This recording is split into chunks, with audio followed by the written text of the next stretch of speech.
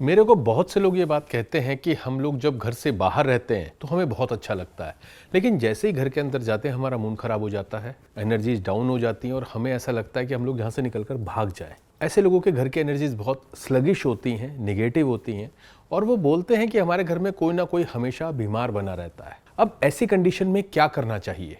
ऐसी जगह के लिए मैं आपको कुछ चीज़ें बताता हूँ कि ऐसा होता क्यों है। हम लोग अपने इंस्ट्रूमेंट्स के थ्रू एनर्जीज चेक करते हैं, हम एनवायरमेंटल एनर्जी चेक करते हैं जो छत और ज़मीन के बीच की होती है, हम जियोपैथिक स्ट्रेसेस चेक करते हैं जो अंडरग्राउंड निगेटिव अर्थ एनर्जीज होती हैं। वो तो एक बहुत बड़ा रीजन है ही और उसमें आप कुछ कर भी नहीं सकते, लेकिन जो एनवायरमेंटल एनर्जी निगेटिव होती है उसका बहुत बड़ा रीजन ये है कि वहां पर रहने वाले लोग अगर मोस्टली निगेटिव चीजों के बारे में चिंतन करते रहते हैं, या आपने गलती से कोई ऐसा घर खरीद लिया जिसमें रहने वाले लोग बहुत परेशान रहा करते थे, हमेशा बीमार रहा करते थे, या उनके ऊपर बहुत ज्यादा कर्जा था, बहुत सारी परेशानियां थी, तो वो सारी की सारी मेमोरी उस घर के अंदर लॉक हो जाती है और जब भी कोई नया इंसान वहां पर रहने जाता है तो वो उसको उसी तरह से घेर लेती हैं जिस तरह से वो पहले वाले को परेशान करती थी। अब ऐसी कंडीशन में करा क्या जा सकता है? देखिए, मैं कुछ ऐसी टेक्निक्स बता रहा हूं जिनको अगर आप एक एक करके फॉलो करेंगे तो आप अपने घर की निगेटिव एनर्जी को काफी हद तक पॉजिटिव में बदलने में सक्षम हो जाएंगे।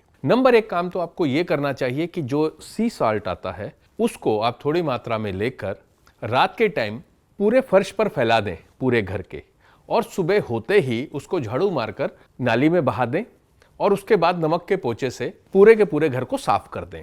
इस काम को आप हर 15 दिन में एक बार कर सकते हैं। ये आपकी निगेटिव अर्थ एनर्जीज को क्लियर करने में बहुत ही फायदेमंद होती है।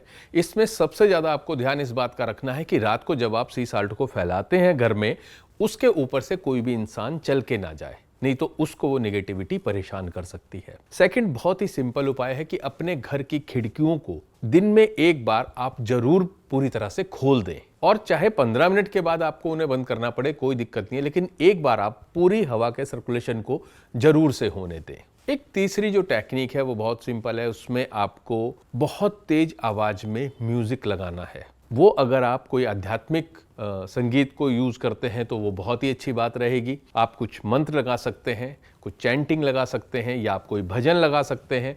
और अगर ये कुछ नहीं भी करेंगे, अगर आप बच्चों को पसंद आने वाले पॉप म्यूजिक को भी यूज करेंगे, तो भी जो बहुत तेज म्यूजिक होता है वो घर की निगेटिव एनर्जी को दूर करने में बहुत ही लाभदायक होता है। इसके अलावा जो एक सिंगिंग बॉल्स आते हैं जो तिब्बतन्स के यहाँ अक्सर आपको फेंगशुई की शॉप्स पर मिल जाएंगे, आप उन बॉल्स को हाथ में लेकर उसको इस तरह से हम चारों तरफ राउंड राउंड घुमाते हैं जिससे एक बहुत ही डिफरेंट तरह की साउंड क्रिएट होती है। वो जो साउंड है वो पॉजिटिव एनर्जी को क्रिएट करने में बहुत हेल्प करती है और निगेटिव एनर्जी को हटाने का काम करती है।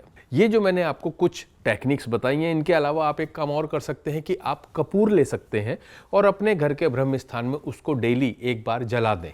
ये जो कुछ टेक्निक्स है, अगर आप इनको फॉलो करेंगे तो आपके घर की जो निगेटिव, जो स्लगिश एनर्जी है वो पॉजिटिव एनर्जी में कन्वर्ट हो जाएगी। आपके घर से बीमारियां विदा होने लगेंगी और आपका मूड भी खुशगवार हो जाएगा।